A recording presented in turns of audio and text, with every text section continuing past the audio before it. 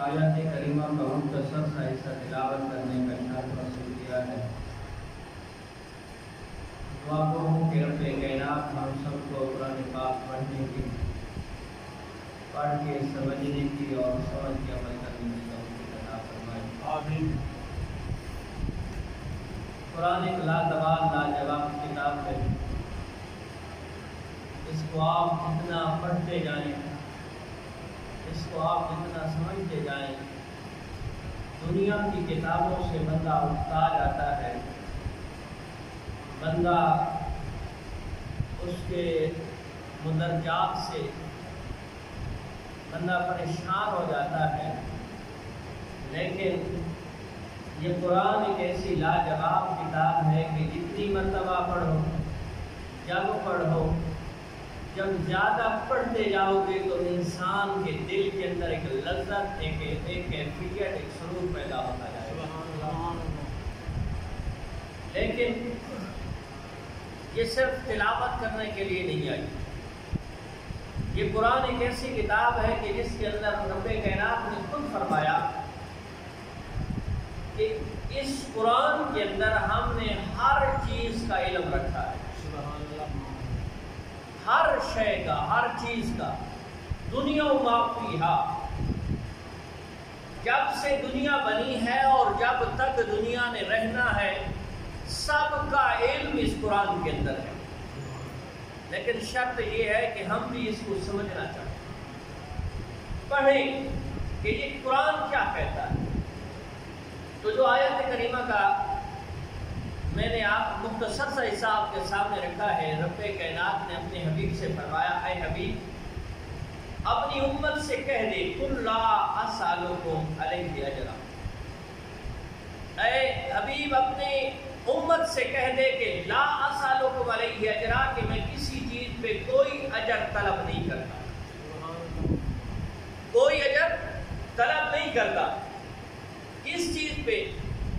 اگر اپنی تاریخ انسان سنے، انسان اپنے بارے میں تھوڑا سا پڑھے اور سوچے کہ ہم کتنی جہالت کے اندر تھے، ہم کتنے جاہل لوگ تھے۔ اگر آپ تاریخ کی کتابیں پڑھیں تو حیران ہو جاتا ہے انسان کہ انسان ننگے ہو کے کعبہ کا طواف کرتے تھے، اتنے جاہل۔ انسانوں کے دلوں کے اندر رحم ختم ہو چکا تھا، انسان اپنی اولاد کو اپنے ہاتھوں سے زندہ درگور کر دیتے تھے، قبر کے اندر دفن کر دیتے تھے، سینکڑوں سال ایک دوسرے کے ساتھ دشمنیاں رکھتے تھے۔ کتنے ہم جاہل تھے کہ جو غلام تھے، جو خدمتگار تھے، ان کے چھوٹے بچوں پہ تیر اندازی کی مشق کیا کرتے تھے۔ کتنے جاہل تھے کہ اگر والد فوت ہوتا تو بڑا بیٹا ماں کے اوپر چادر ڈال دیتا، وہ ماں جس نے اس کو پیدا کیا ہے وہ اس کی بیوی بن جاتی۔ ہم کتنے جاہل تھے۔ اب اس جہالت سے نکالا کس نے ہے؟ میرے مصطفیٰ محمد مصطفیٰ کریم علیہ السلام۔ ذرا زور سے سبحان اللہ کہیے۔ آپ سبحان اللہ کہتے رہیں گے تو مجھے سمجھ آتی رہے گی کہ آپ کو میری باتیں سمجھ آ رہی ہیں کہ ہم جہالت کے اندر تھے، لیکن اس جہالت سے نکال کے ہمیں حیا کا پیکر بنایا، ہمارے دلوں کے اندر محبت پیدا کی، ہمیں انسانیت سکھائی۔ یہ کس نے؟ اللہ رب العزت کے پیارے نبی محمد مصطفیٰ علیہ وسلم، کہ ہمارے اندر ایک ایمان پیدا ہوا۔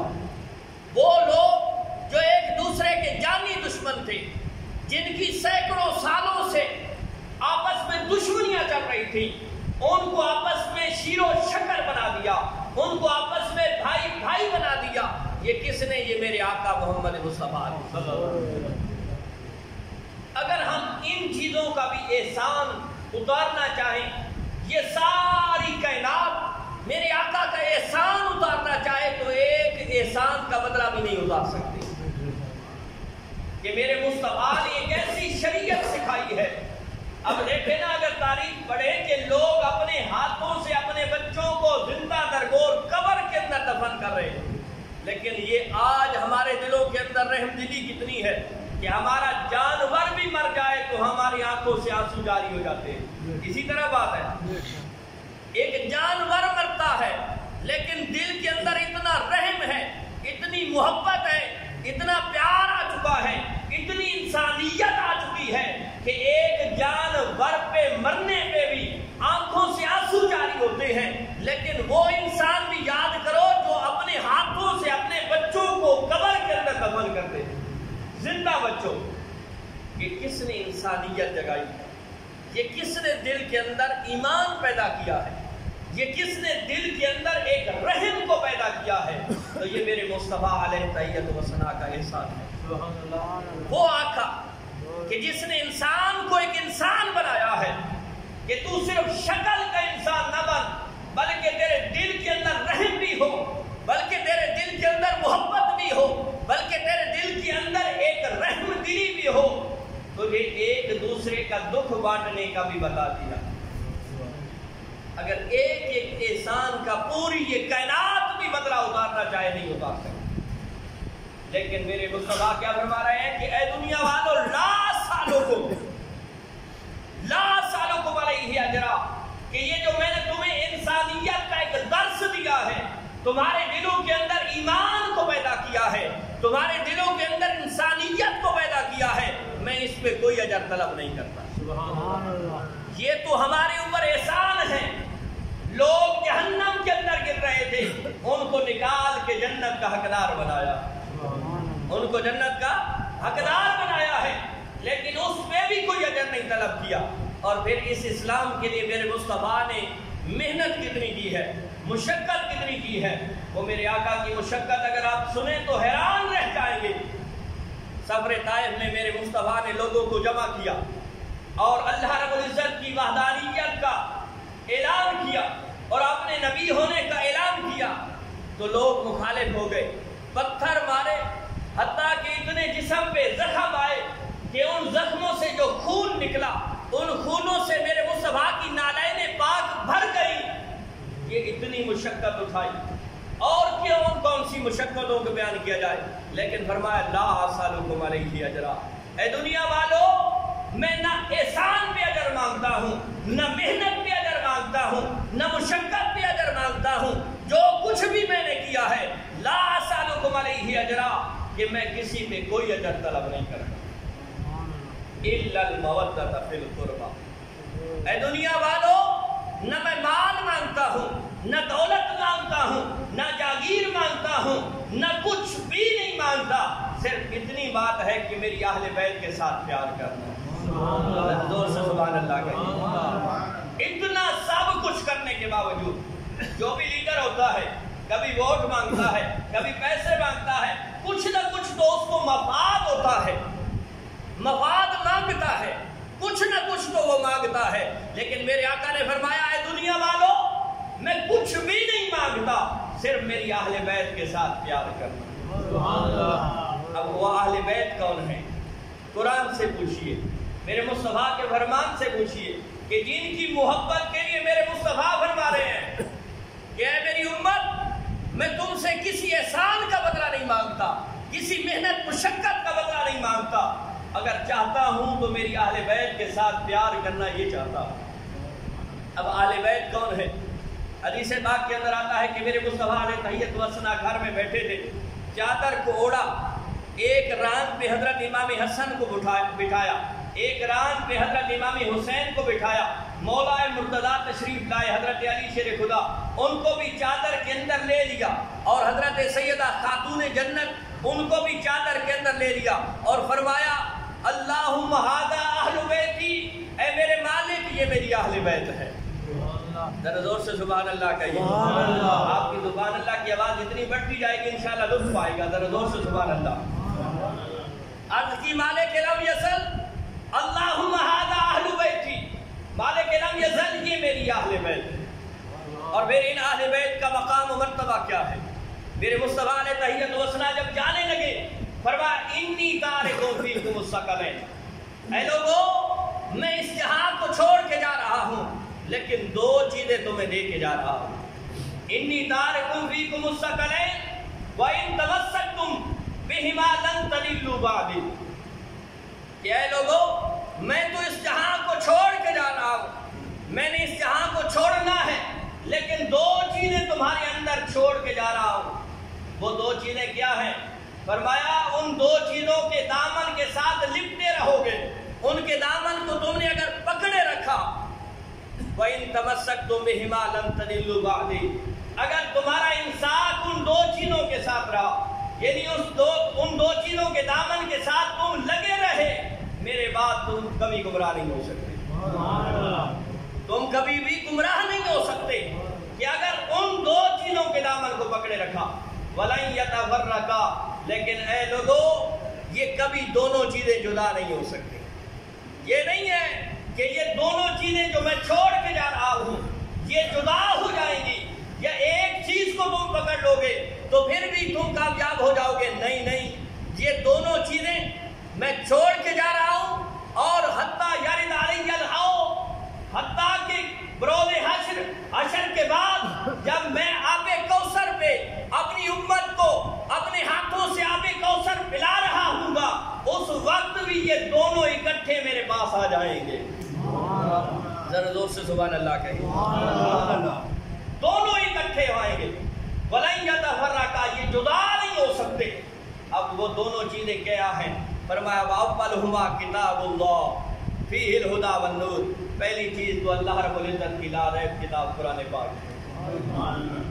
دو چیزیں چھوڑے جا رہا ہوں، کہ ایک چیز اللہ رب العزت کی لا ریب کتاب قرآن ہے، اور دوسری چیز وَثَانِيُهُمَا وَأَهْلُ بَيْتِي وَأُذَكِّرُكُمُ اللَّهُ فِي أَهْلِ بَيْتِي، اے لوگو دو چیزیں ہیں، ایک قرآن ہے، دوسری میری اہل بیت ہے، یہ دونوں قیامت تک اکٹھے رہیں گے، اور اگر تم نے ان کے دامن کو پکڑے رکھا تو یہ دنیا تمہیں کبھی بھی گمراہ نہیں کر سکتے۔ اگر گمراہی سے بچنا چاہتے ہو، اس دنیا میں کامیاب ہونا چاہتے ہو، آخرت میں رب کی بارگاہ میں سرخرو ہونا چاہتے ہو، آخرت میں رب کی بارگاہ میں کامیاب و کامران ہونا چاہتے ہو، اگر جنت کے حقدار بننا چاہتے ہو، تو سنو ان دونوں چیزوں کے دامن کو پکڑے رکھنا۔ یہ دونوں چیزیں، اب یہ نہیں ہو سکتا کہ کوئی کسی نے قرآن کو پکڑ رکھا ہے، بس قرآن کی ماننا ہے، قرآن ہی کو پڑھنا ہے، اہل بیت کو بھول گئے، سمجھو وہ بھی کامیاب نہیں ہو سکتا۔ اور ایک وہ ہے کہ جنہوں نے صرف اہل بیت کا نام استعمال کیا ہے، صرف اہل بیت کے ذکر کرتے ہیں، اہل بیت کا تذکرہ کرتے ہیں، قرآن کے احکام کو بھول گئے، قرآن کی حفاظت کو بھول گئے، قرآن پڑھنا ہی بھول گئے، فرمایا وہ بھی کامیاب نہیں ہو سکتے۔ لیکن سنیو، قربان جاؤ اپنے نصیب پہ، تم اہل بیت والے بھی ہو اور قرآن والے بھی ہو۔ ہم تو قرآن کو بھی سینے سے لگائے پھرتے ہیں، اور اہل بیت کے غلاموں کے غلاموں کے غلام ہونا بھی اپنے لیے باعث فخر سمجھتے ہیں۔ یہ اہل بیت ہے کہ جب تک ان کے دامن کو ہم پکڑے رہیں گے، جب تک ان کے دامن کے ساتھ ہم منسلک رہیں گے، یہ دنیا جتنے بھی فتنے اٹھے، یہ دنیا کے جتنے بھی فتنے اٹھے، ہمیں گمراہ نہیں کر سکتے۔ لیکن شرط یہ ہے کہ ان کے دامن کے ساتھ ہم نے لگا رہنا ہے۔ پھر اہل بیت کیا ہے؟ قرآن کے فضائل آپ سنتے رہتے ہیں، کیونکہ محرم کی ایک جمعہ ہے، میں نے صرف اہل بیت کے حوالے سے ایک دو قرآن اشارت رکھی۔ اہل بیت ہے کیا، اور جو اہل بیت کی محبت رکھتا ہے اس کو مقام و مرتبہ کیا ملتا ہے؟ حضرت ابی سعید خدری رضی اللہ تعالیٰ عنہ سے روایت، ابو ذر غفاری رضی اللہ تعالیٰ عنہ سے روایت ہے، آپ طواف کعبہ کر رہے ہیں، کعبہ کا طواف جاری ہے، اور یہ وہ دور ہے کہ بہت سارے صحابہ اس دنیا سے تشریف لے گئے ہیں، وصال فرما گئے، چند لوگ رہ گئے ہیں صحابہ میں سے، بہت تھوڑے سے۔ تو حضرت ابی سعید خدری رضی اللہ تعالیٰ عنہ طواف کرتے کرتے کعبہ کے دروازے کو پکڑ لیتے ہیں۔ دعا گو ہوں کہ اللہ رب العزت ہم سب کو وہ طواف کرنے کی توفیق و سعادت عطا۔ عزیزان بڑے محترم، بہت لذت کی چیز ہے، اور مزے کی بات تو یہ ہے کہ انسان جوانی کے اندر اس جگہ پہ جائے۔ بڑھاپے میں اللہ کے یہ بھی دین ہے، توفیق ہے، لیکن مزہ جوانی میں ہوتا ہے۔ اللہ رب العزت ہم سب کو لے جائے، آمین، زور سے آمین کہیں، آمین۔ حضرت ابی سعید خدری، حضرت ابو ذر غفاری رضی اللہ تعالیٰ عنہ طواف کعبہ کرتے کرتے کعبہ کے دروازے کو پکڑ کے اعلان کرتے ہیں، لوگوں میری طرف توجہ کرو، من عرفنی فقد عرفنی ومن انکرنی فانا ابو ذر۔ میرے لفظوں پہ توجہ کرنا، حضرت ابو ذر غفاری یہ اعلان کر رہے ہیں، لوگوں میری طرف توجہ کرو، جو مجھے پہچانتا ہے تحقیق مجھے پہچانتا نہیں پہچانتا سن لے میں ابو ذر غفاری بول رہا ہوں. ذرا زور سے سبحان اللہ. میں نے کہا ہے کہ آپ نے اگر تقریر کروانی ہے تو زور سے سبحان اللہ کہتے رہیں گے، انشاءاللہ لطف آئے گا. کہ فرمایا من عرفنی فقد عرفنی ومن انکرنی فانا ابو ذر. اے لوگوں سنو، جو مجھے پہچانتا ہے اس نے پہچان لیا، جو نہیں پہچانتا سنو میں ابو ذر ہوں، غفاری قبیلے کے ساتھ تعلق رکھتا ہوں. ایک اہم بات، ایک اہم راز میرے دل میں ہے. اب میں لوگوں کو دیکھ رہا ہوں، صحابہ اس دنیا سے کو چھوڑ کے جا رہے ہیں، صحابہ ختم ہو رہے ہیں. ایک راز، ایک امانت میرے پاس ہے، میں تمہیں دینا چاہتا ہوں. آج کا موقع ہے، آج کا موقع ہے. آگے بہت زیادہ لوگوں کو جب میں غفیر ہے، اب لوگ جب متوجہ ہوئے، اب وہ بات جو امانت ہے، جو راز ہے، وہ حضرت ابو ذر غفاری کس طرح بیان کرتے ہیں. فرمایا سمعت رسول اللہ صلی اللہ علیہ وآلہ وسلم یقول الا ان مثل اہل بیتی، الا ان مثل اہل بیتی مثل سفینۃ نوح. اے لوگوں سنو، میں نے اپنے کانوں سے مصطفیٰ کریم علیہ السلام کو یہ فرماتے ہوئے سنا ہے کہ خبردار لوگوں، میری اہل بیت یہ سفینہ نوح کی مانند ہے. جس طرح حضرت نوح علیہ السلام نے بڑا عرصہ تبلیغ کی لیکن بہت تھوڑے سے لوگ مسلمان ہوئے. اب رب کی بارگاہ میں عرض کی مالک 900 سال ہو گئے ہیں، میں نے تبلیغ کرتے ہوئے 900 سال. یہ لوگ میری نبوت کو نہیں مانتے، یہ میرے اسلام کو نہیں مانتے، تو رب تعالیٰ نے ان پہ عذاب نازل کرنا چاہا. فرمایا اے نوح، جو تیرے ہیں، جو تیرے نبوت کا اقرار کرنے والے ہیں، جو تجھے ماننے والے ہیں، جو میری وحدانیت کا اقرار کرنے والے ہیں، ایک بیڑی بنا لو، ایک کشتی بنا لو، سفینہ بنا لو، جو تیرے ہیں اس میں داخل ہو جائیں. جو اس میں داخل ہو جائے گا وہ رب کے عذاب سے محفوظ ہو جائے گا، باقیوں کو رب تعالیٰ کا عذاب نیست و نابود کر دے گا. یہ ہے سفینہ نوح. فرمایا میرے مصطفیٰ نے اے لوگوں، میری اہل بیت کو کوئی عام نہ سمجھنا، دوسرے نبیوں کی گھر والوں کی طرح نہ سمجھنا. میری اہل بیت تو وہ ہے کہ جو میری اہل بیت کے ساتھ پیار کرتا ہے، جو میری اہل بیت کے ساتھ تعلق رکھتا ہے، جو میری اہل بیت کی عزت و افزائی کرتا ہے، جو میری اہل بیت کی توقیر کرتا ہے، جو میرے اہل بیت کے دامن کو پکڑ رکھتا ہے. فرمایا وہ سفینہ نوح کی مانند وہ دنیا میں بھی کامیاب ہو گیا، آخرت میں کامیاب ہو گیا. اس کی دنیا بھی سنور جاتی ہے، آخرت بھی سنور جاتی ہے. شرط کیا ہے کہ وہ میری اہل بیت کے ساتھ پیار کرے. میری اہل بیت عام نہیں ہے، یہ تو وہ ہے، بلکہ اگر ایک ایک بات بندے پہ گفتگو کی جائے تو کئی گھنٹے لگ سکتے ہیں. ایک بات حضرت مولا مرتضیٰ خود فرماتے ہیں، اے لوگوں سنو، میں نے اپنے آقا سے سنا ہے. اور میرے آقا کیا ہے؟ حضرت میرے آقا کی جب بھی محفل جمتی، ایک صحابی ہیں جن کا نام عبداللہ بن عمر بن عاص ہے، وہ جب بھی آتے ان کے پاس قلم دوات ہوتی، جو میرے مصطفیٰ ارشاد فرماتے ان کو لکھ لیا کرتے، لکھ لیتے. ایک دن کچھ دوستوں نے کہا ہے عبداللہ تو ہر بات لکھتا ہے، کبھی نبی علیہ السلام جلال میں ہوتے ہیں، کبھی جمال میں ہوتے ہیں، کبھی کوئی بات فرماتے ہیں، کبھی کوئی بات فرماتے ہیں، ہر بات لکھنے والی نہیں ہوتی، ہر بات کو نہ لکھا کر. دوسرے دن جب حضرت عبداللہ بن عمر آئے تو ہاتھ میں قلم دوات رہی ہے. میرے مصطفیٰ نے جب دیکھا فرمایا اے عبداللہ آج میری فرامین کو نہیں لکھ رہا. عرض کی حضور کچھ قریشی جوانوں نے مجھے کہا ہے کہ کبھی آپ جلال میں ہوتے ہیں، کبھی آپ جمال میں ہوتے ہیں، ہر بات نہ لکھا کرو. تو میرے مصطفیٰ نے جو جملے ارشاد فرمائے ہیں قابل توجہ، میری طرف دیکھنا کہ نبی علیہ السلام نے حضرت عبداللہ بن عمر سے فرمایا اے عبداللہ سن، لا یخرج منہ الا الحق. اے عبداللہ اس منہ سے سوائے حق کے اور کچھ نکلتا ہی نہیں، اس منہ سے سوائے حق کے اور کچھ بھی نہیں نکلتا. تو وہی میرے حضرت مولا مرتضیٰ فرماتے ہیں لوگوں سنو، میں نے خود مصطفیٰ کریم علیہ السلام سے سنا ہے کہ جو مومن ہوگا اس کے دل میں علی کا پیار ہوگا. جو مومن ہوگا اس کے دل میں علی کا پیار ہوگا، اور جو منافق ہوگا وہ علی کے ساتھ بغض رکھے گا. اور پھر صحابہ خود فرماتے ہیں کہ ہم نے اگر مومن اور منافق کے درمیان پہچان کرنا ہوتی کہ کون منافق ہے کون مومن ہے وہاں علی کا ذکر چھیڑ دیتے، جو علی کے ذکر کو سن کے خوش ہو جاتا ہم اس کو سرٹیفکیٹ دے دیتے کہ یہ مومن ہے، اور جو علی کا ذکر سن کے پریشان ہو جاتا، جس کے چہرے کا رنگ فاقو ہو جاتا، ہمیں پتہ چل جاتا تھا یہ منافق ہے، ہمیں پتہ چل جاتا تھا کہ یہ منافق ہے۔ میں نے وہ جو بیان کیا ہے نا کہ اہل بیت میں سے پانچ تن وہ کون ہیں، انہی میں سے ایک کی گزارشات پھر گفتگو کو ختم کرتے ہیں۔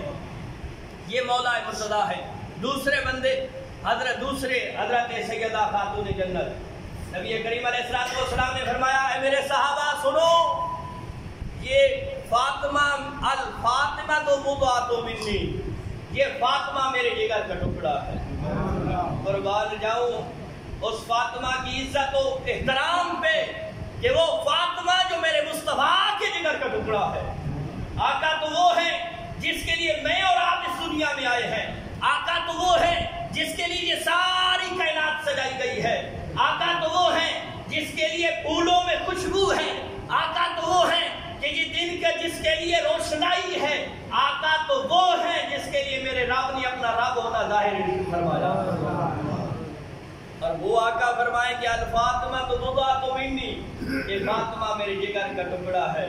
آج یہاں ایک غور فکر جملہ بھی کہتا چلو، جو لوگ بیٹیوں کی پیدائش پہ بڑے روتے ہیں، کیا کریں، بلکہ ہمارا معاشرہ بڑا عجیب ہو گیا ہے، کسی کے گھر میں بیٹی پیدا ہو اور اسے مبارک دو تو کہتا ہے جناب بیٹی پہ مبارک دے رہے ہو، بھائی کس جہالت میں جی رہے ہو؟ وہ آمنہ کلام جس کے لیے یہ ساری کائنات سجی ہے، جس کے لیے یہ ساری کائنات بنی ہے، جس کے لیے ہم اور آپ آئے ہیں اس دنیا پہ، اس کی تو صرف ہی صرف بیٹیاں تھی۔ اب اس کو تو خوش نصیب ہونا چاہیے جس کے گھر میں بیٹی پیدا ہوتی ہے۔ لوگ سمجھتے ہیں کہ بیٹی منحوس ہے، نا مصطفیٰ کریم علیہ السلام نے فرمایا کہ جس کے ہاں بیٹی پیدا ہوتی ہے، رب تعالیٰ کا ایک فرشتہ اس کے باپ کی مدد پہ لگ جاتا ہے۔ بیٹی کو منحوس نہ سمجھو، یہ بیٹی وہ ایک صاحب نے بڑا خوبصورت جملہ کہا تھا کہ بیٹے تو مال کے وارث ہوتے ہیں، وراثت کے وارث ہوتے ہیں، یہ جو بندہ مرتا ہے اور میت کی وارث صرف بیٹی ہوتی ہے۔ اور دیکھو خدمت میں بھی بیٹی بہت زیادہ کمال کرتی ہے، خیر یہ ایک الگ موضوع ہے۔ میرے مصطفیٰ نے فرمایا الفاطمہ مضاۃ منی، کہ فاطمہ میرے جگر کا ٹکڑا ہے، اور فرمایا جو میری جگر کے ٹکڑے اس فاطمہ کو مقبول کرتا ہے، میرے فاطمہ کو غصہ دلاتا ہے، میرے فاطمہ کو رنجیدہ کرتا ہے، اس نے صرف فاطمہ کو رنجیدہ نہیں کیا بلکہ میں محمد مصطفیٰ کو رنجیدہ کیا، اور جس نے میں محمد مصطفیٰ کو رنجیدہ کیا اس نے خود خدا کو رنجیدہ کیا۔ اب اس دیکھو کہ جو میرے مصطفیٰ کو راضی نہیں کر سکتا وہ اس جہاں میں بھی ناکام و نامراد ہے، آخرت میں بھی ناکام و نامراد ہے۔ یہ میرے مصطفیٰ کی اہل بیت کا مقام ہے، میرے آقا کی اہل بیت کا یہ مرتبہ ہے۔ اگر اس دنیا میں کامیاب ہونا چاہتے ہو، اس دنیا میں اپنے ایمان کو گواہت کو لے کے اپنی قبر میں جانا چاہتے ہو تو اپنے دل کے اندر محبت رسول والے رسول پیدا کرو۔ بلکہ صحیح حدیث کے اندر ہے، نبی کریم علیہ السلام نے فرمایا حبی و حب اہل بیتی نافع فی صبر مواطن، کہ اے لوگو میری محبت اور میری اہل بیت کی محبت کو کوئی عام نہ سمجھنا، میری محبت اور میری اہل بیت کی محبت یہ تمہیں 7 مقام پہ فائدہ دے گی۔ ذرا زور سے سبحان اللہ کہیے۔ فی سبعۃ مواطن، کہ میری محبت اور میری اہل بیت کی محبت یہ تمہیں 7 مقام پہ فائدہ دے گی۔ اور فرمایا یہ بھی نہیں ہے کہ کوئی عام مقام ہو، فرمایا احوالہن عظیمۃ، کہ یہ 7 مقام عام نہیں ہے بلکہ بہت خاص الخاص مقام ہے جہاں میری محبت اور میری اہل بیت کی محبت آپ کو پیدا دے۔ پہلا کون سا مقام ہے جہاں محبت رسول و آل رسول پیدا دیتی ہے؟ فرمایا وَعِنْدَ الْوَفَاةِ، جب انسان مرتا ہے، نزا کا عالم طاری ہوتا ہے، موت سامنے نظر آ رہی ہوتی ہے، اس وقت انسان تو شیطان سامنے آتا ہے. شیطان کہتا ہے اے انسان سن، تو اگر مجھے خدا مان لے، تم مجھے رب مان لے، میں تمہیں اس تکلیف سے، اس مشقت سے نکال سکتا ہوں. اصل میں تو وہ مسلمان کا اس ایمان سلب کرنا چاہتا ہے، ایمان ختم کرنا چاہتا ہے. لیکن فرمایا جس کے دل کے اندر محبت رسول ہوگی، وہ آل رسول ہوگی، وہ اس وقت بھی ثابت قدم رہے گا، وہ اس دنیا پہ بھی جائے گا. تو کیا اس کے آخری جملے ہوں گے لا الہ الا اللہ محمد رسول اللہ صلی اللہ علیہ وسلم. لیکن شرط یہ ہے کہ دل کے اندر محبت رسول ہو، دل کے اندر آل رسول کی محبت ہو. یہ نہیں ہے کہ اس دنیا پہ تو آقا پہ تان و تشریح کرتا پھرے، اس دنیا پہ تو آل رسول کا احترام نہ کرے اور پھر کہے کہ مرتے ہوئے مجھے کلمہ نصیب ہوگا. یہ نہیں ہو سکتا. فرمایا ایک مقام تو یہ ہے کہ جب انسان مرتا ہے. دوسرا فرمایا وَعِنْدَ الْقَبْرِ، کہ جب انسان قبر میں پہنچتا ہے اس وقت بھی محبت رسول و آل رسول فائدہ دیتی ہے. وہاں فائدہ یہ جاگیریں نہیں دیتی، وہاں یہ فائدہ سرداریاں نہیں دیتی، وہاں یہ کار اور بنگلے فائدہ نہیں دیتے، وہاں یہ سب کچھ بڑھائیاں فائدہ نہیں دیتی. فائدہ کیا دیتی ہے؟ محبت رسول و آل رسول دیتی ہے. ذرا زور سے سبحان اللہ کہیے. میری باتوں کی سمجھ تو آ رہی ہے نا؟ تو ذرا زور سے سبحان اللہ. فرمایا دوسرا مقام جہاں میری اور میری اہل بیت کی محبت پھیلا دے گی کہ جب انسان قبر میں پہنچا. اب قبر کیا ہے؟ قبر بہت سخت چیز ہے. نبی علیہ السلام نے فرمایا کہ جب انسان قبر میں پہنچتا ہے اور اگر انسان ہو گنہگار تو قبر اس کو اس طرح بھیجتی ہے کہ ایک طرف والی مچھلیاں دوسری طرف ہو جاتی ہیں اور دوسری طرف والی پہلی طرف ہو جاتی ہیں. یہ بہت سخت مقام ہے، سخت مقام. لیکن جو محبت رسول دل میں رکھ کے جائے گا، جو محبت آل رسول دل میں رکھ کے جائے گا، فرمایا جب وہ قبر میں پہنچے گا فرشتے آئیں گے، قبر اس کو دیکھ کے کہے گی ارے لوگو، ارے فرشتوں سنو، یہ کوئی عام انسان نہیں آیا، یہ تو وہ ہے جو محب رسول و آل رسول ہے. فرمایا وَعِنْدَ النَّشْرِ، کہ جب انسان اس جہاں سے اٹھے گا قیامت کے دن، اس دن بھی محبت رسول و آل رسول فائدہ دے گی.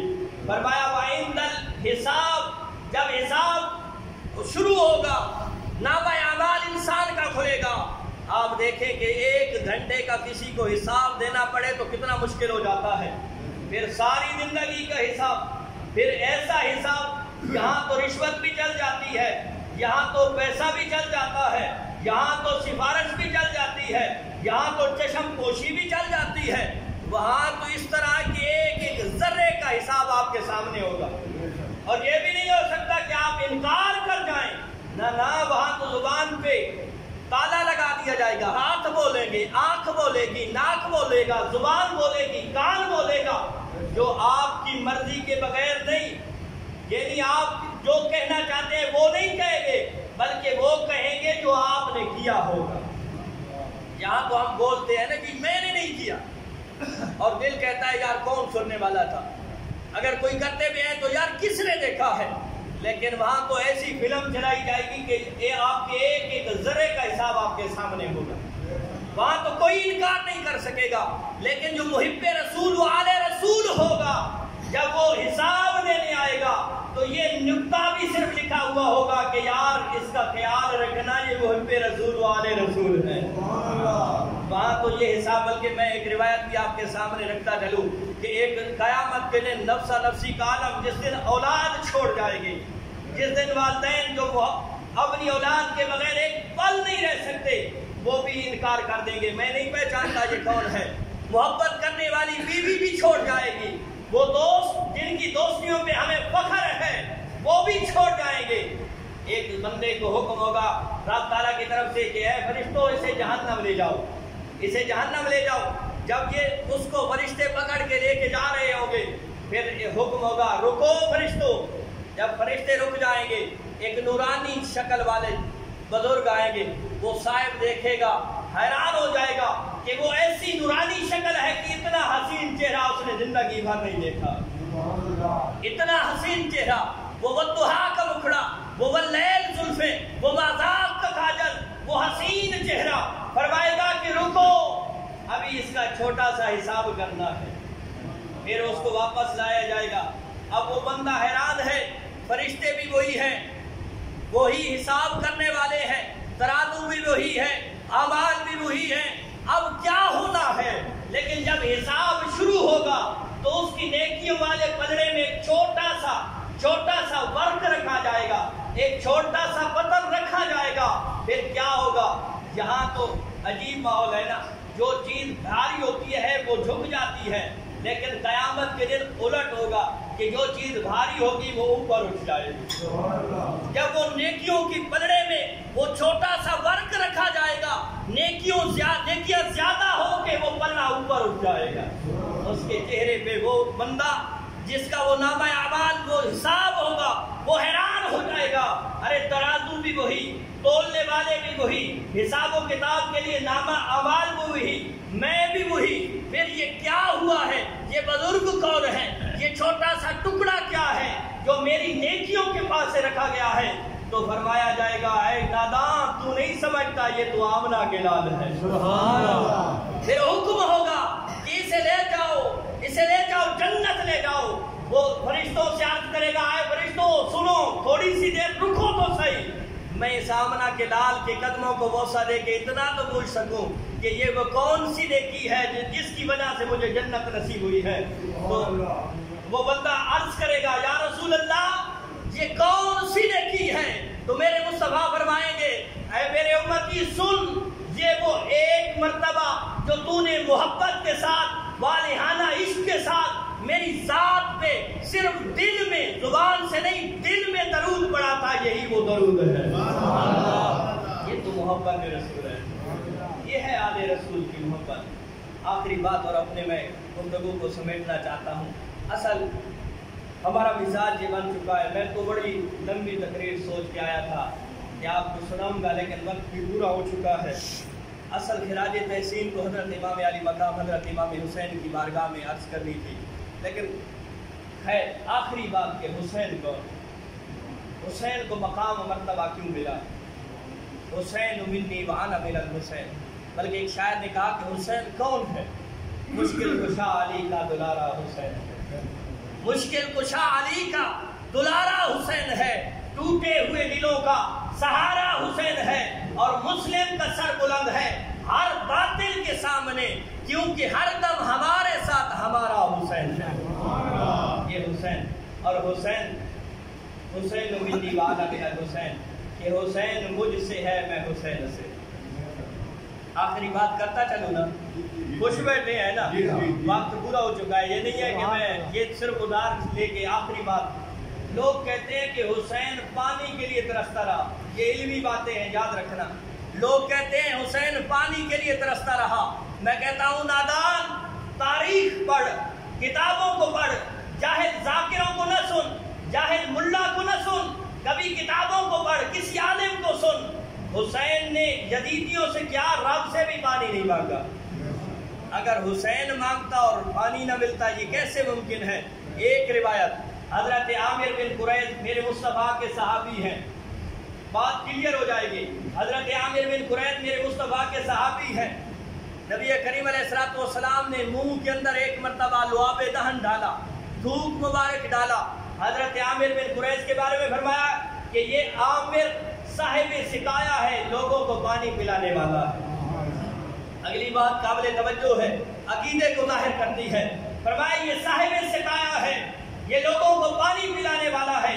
میرے مصطفیٰ اس دنیا کو چھوڑ کے گنبد خضرا میں تشریف لے گئے، بعد میں لوگ کہیں پہ کنواں کھودنا چاہتے کیونکہ وہاں بڑی سخت زمین ہے، اب کنواں کھودتے پانی نہ نکلتا، عامر بن قریظ کو بلایا جاتا، اگر وہاں عامر بن قریظ تھوک دیتے رب تعالیٰ وہاں چشمہ جاری فرماتا۔ سبحان اللہ۔ یہ تو عامر بن قریظ وہ ہے کہ جس کے منہ میں میرے مصطفیٰ نے ایک مرتبہ لعاب دہن ڈالا ہے، حوالے کا میں ذمہ وار ہوں، ایک مرتبہ لعاب دہن ڈالا ہے۔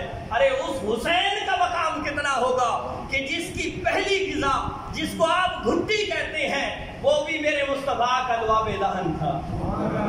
وہ حسین کہ جس کو کئی مرتبہ میرے مصطفیٰ نے اپنی زبان چسائی ہے، اگر وہ حسین چاہتا تو بانی نہ آتا۔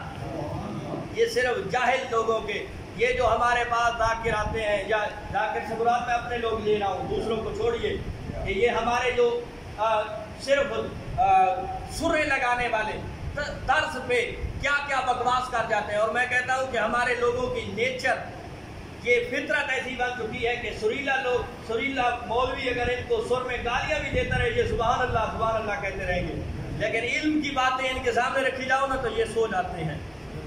آپ تو نہیں سوئے نا؟ ذرا زور سے سبحان اللہ۔ ٹھیک ہے، اپنے مزاج کو بدلیے، یہ دنیا اور آخرت کو سنواریے، دنیا کو سنواریے، خود علم کی قدر کیجیے، اپنی اولادوں کو عالم دین بنائیے، تاکہ آپ کی دنیا بھی سنور جائے اور آخرت بھی سنور جائے۔ اللہ رب العزت ہم سب کو محبت رسول و آل رسول عطا فرمائے۔ وآخر دعوانا ان الحمدللہ۔